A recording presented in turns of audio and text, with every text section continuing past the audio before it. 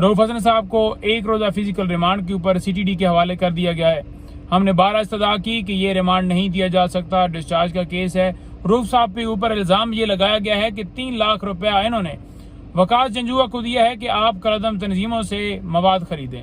यानी किस तरह मुज़क्का खेज आम शहरियों को, पाकिस्तान के मुहिब वतन पाकिस्तानियों को आप दहशतगर्द बना रहे हैं। वकास जंजुआ जो है इंटरनेशनल मीडिया के कोऑर्डिनेटर, उनके ऊपर भी इसी तरह से एक मुज़क्का खेज मुकदमा बनाया गया। एक में उसकी जमानत हुई और दूसरे में आज जमानत जो है वो खारिज कर दी गई है। ये पहले वाला मुकदमा था जिसमें खारिज की गई है, जिसमें रऊफ हसन साहब का फिजिकल रिमांड 1 दिन के लिए दिया गया है।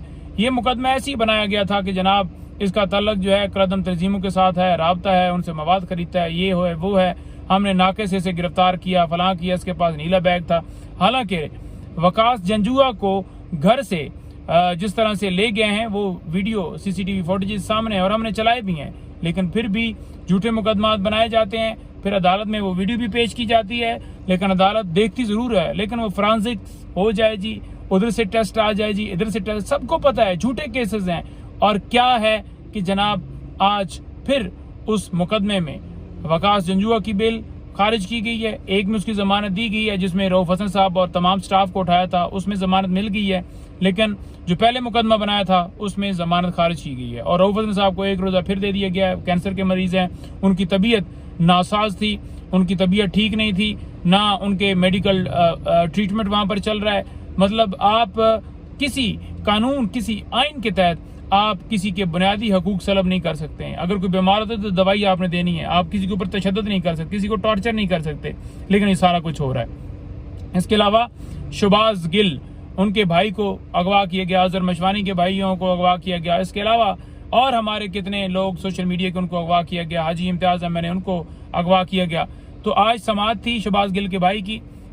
उसमें क्या हुआ? उसमें ये हुआ कि जनाब आकर स्टेट काउंसिल कहते हैं जी कि हमने चेक करवाया है जी, कोई जो है हमें पता नहीं चल रहा कि वो किसी इदारे के पास है, उस इदारे से भी रिपोर्ट ली है, उस इदारे से भी रिपोर्ट, उनको नहीं इन्फॉर्मेशन कि वो किधर है, उनके पास नहीं है।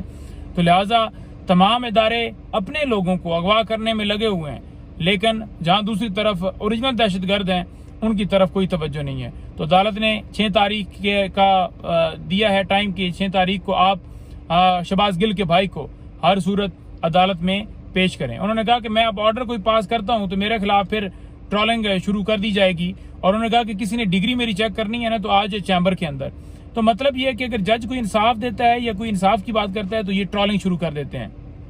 इसी तरह से आपको बताऊं कि जनाब शिवली फराज साहब का नाम ECL में डाल दिया गया, हमारे दीगर लोगों के भी नाम डाले गए हैं।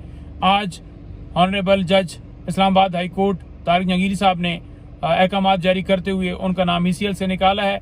यानी जो बंदा तहरीक इंसाफ का जो उसके साथ ताल्लुक है, उसका कोई कारकुन है, उसका कोई रहनुमा है, जिसका खान साहब के साथ ताल्लुक है, उसके खिलाफ कार्रवाइयां की जाती हैं, की जा रही हैं और ये जारी हैं। इंशाअल्लाह ताला हम आइन और कानून की एक जो हदूद है उसके अंदर रह के हमने इस मुल्क के लिए, इस मुल्क में अंदर रूल ऑफ लॉ के लिए ये जंग जो है ये जारी रखनी है। आप जो मर्जी है कर लें, हमारे आप इरादे पस्त नहीं कर सकते। बहुत शुक्रिया।